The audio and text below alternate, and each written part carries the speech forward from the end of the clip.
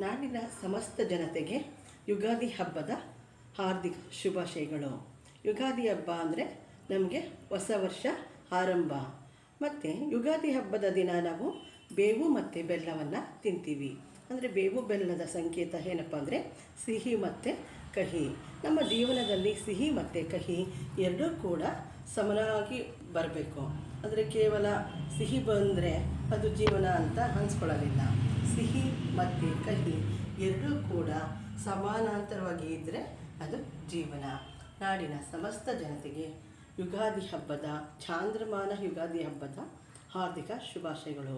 ಇಂದಿನಿಂದ ನಿಮ್ಮ ಜೀವನದಲ್ಲಿ ಎಲ್ಲರ ಜೀವನದಲ್ಲೂ ಕೂಡ ಸಕಲ ಸಮೃದ್ಧಿ ಆರೋಗ್ಯ ಆಯಸ್ಸನ್ನು ಕೊಡಲಿ ಅಂತ ಆ ದೇವರಲ್ಲಿ ಪ್ರಾರ್ಥಿಸೋಣ. ಮತ್ತು ಜೀವನದಲ್ಲಿ ಸಿಹಿ ಮತ್ತು ಕಹಿ ಎರಡು ಕೂಡ ನಮಗೆ ಬರಬೇಕು. ಕೇವಲ ಸಿಹಿ ಬರಲಿ ಅಂತ ಅಂದ್ಕೊಂಡ್ರೆ ಅದು ಚೆನ್ನಾಗಿರೋದಿಲ್ಲ ಮತ್ತು ಸಾಧ್ಯ ಇಲ್ಲ.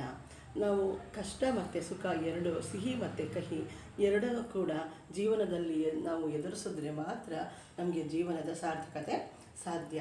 ಆದ್ದರಿಂದ ಈ ದಿನ ನಾವು ಬೇವು ಮತ್ತು ಬೆಲ್ಲವನ್ನು ತಿಂದು ಹಬ್ಬ ಹರಿದಿನವನ್ನು ಆಚರಣೆ ಮಾಡಿ ತದನಂತರ ಇತ್ಯಾದಿ ಪದಾರ್ಥಗಳನ್ನು ಸಿಹಿಯನ್ನು ಮಾಡಿ ಹಂಚ್ಕೊಂಡು ತಿನ್ನುವಂಥ ದಿನ. ಈ ದಿನದಿಂದ ನಿಮಗೆ ಎಲ್ಲರಿಗೂ ಕೂಡ ದೇವರು ಸಕಲ ಐಶ್ವರ್ಯ, ಆರೋಗ್ಯ ಐಶ್ವರ್ಯ, ಸಕಲ ಸಂಪತ್ತನ್ನು ಕೊಡಲಿ ಅಂತ ದೇವರಲ್ಲಿ ಪ್ರಾರ್ಥಿಸೋಣ.